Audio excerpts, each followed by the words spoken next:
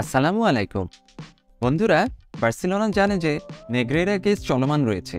বার্সেলোনার বিপক্ষে ইতিমধ্যে দুটি তদন্ত সমান্তরালভাবে চলছে। স্প্যানিশ দুর্নীতি দমন বিভাগ বার্সেলোনা ম্যাচগুলোকে প্রভাবিত করার চেষ্টা করেছে কিনা তা দেখার জন্য মামলাটি খতিয়ে দেখছে।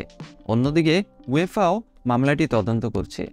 যদিও বার্সেলোনা এই মামলায় কোনো অন্যায়ের সাথে জড়িত থাকার কথা অস্বীকার করে আসছে, তারপরও ব্যাপারটিকে গুরুত্বের সাথে নিয়েছে ক্লাব বার্সেলোনা।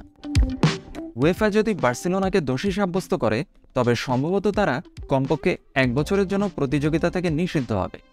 এটি হওয়ার সম্ভাবনার কথা মাথায় রেখে বার্সেলোনা অন্যান্য মহাদেশে বা কন্টিনেন্টে, প্রাথমিকভাবে এশিয়াতে খেলার জন্য সম্ভাব্য প্রতিযোগিতার খোঁজ করছে। বার্সেলোনা স্পেনে নিষিদ্ধ হলে অন্য ইউরোপীয় লিগে খেলার কথাও বিবেচনা করবে, যদিও এটি সদস্যদের ভোটের মাধ্যমে অনুমোদন নিতে হবে। সম্ভবত ইউএফা নিষেধাজ্ঞার পরিপ্রেক্ষিতে ব্লাউগ্রানা এশিয়ান চ্যাম্পিয়ন্স লিগে অংশগ্রহণ করার সুযোগ খতিয়ে দেখবে। সমানভাবে এটি অসম্ভাব্য মনে হয় যে তারা একটি ভিন্ন ইউরোপীয় লিগে খেলবে। যদি তাদের ডিমোশন করানো হয় তাহলে এটি ক্লাবের অর্থ বাঁচানোর জন্য একটি উদ্দেশ্য হতে পারে। এছাড়া বার্সেলোনার দাবি অনুযায়ী তারা যদি কোনো অন্যায়ের সঙ্গে জড়িত না থাকে তাহলে তাদের শাস্তির ভয় কম থাকা উচিত। তদন্ত কয়েক মাস স্থায়ী হবে বলে আশা করা হচ্ছে, আর আইনি প্রক্রিয়া শেষ হতে কয়েক বছরও লেগে যেতে পারে।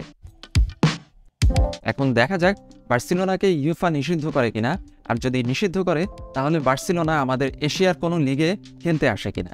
সেক্ষেত্রে সেটি একটি দারুণ ব্যাপার হতে যাচ্ছে, কারণ আমার জানা মতে ইউরোপের চেয়ে এশিয়াতে বার্সেলোনার সাপোর্টার সংখ্যা অনেক অনেক বেশি।